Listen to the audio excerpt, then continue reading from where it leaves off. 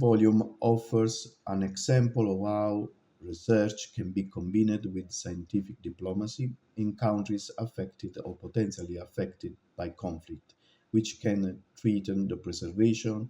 of that country's tangible and intangible cultural heritage, as is the case in Sudan.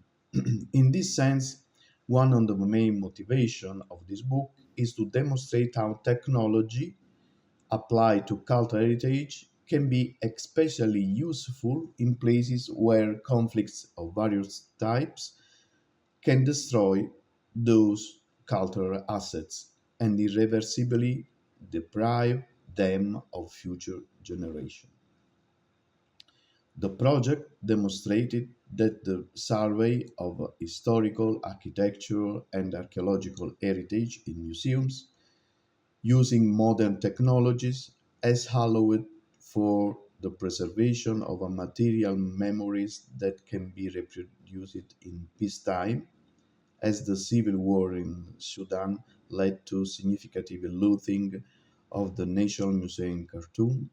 and destruction of many of the country's archaeological and architectural heritage, including some of which Sudanese students had carried out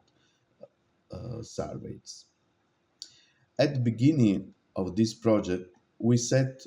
ourselves the goal of training Sudanese students in collaboration with Comboni College in Khartoum and the Italian Embassy in Sudan to transfer technological skills and enable them to acquire new ability that will enable them to conduct research and work independently in the future. However, we didn't expect that a civil war would break out a year later, and then this war would ultimately have added value beyond the initial objectives.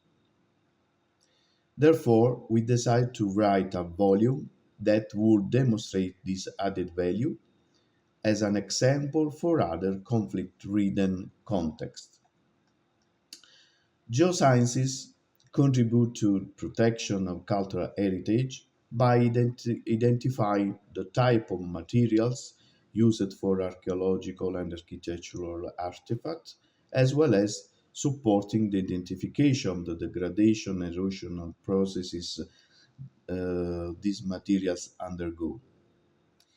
This takes an added value when combined with the digitation and of cultural heritage, which allows for greater detail useful for restoration and reconstruction efforts using the same materials from which they were originally constructed.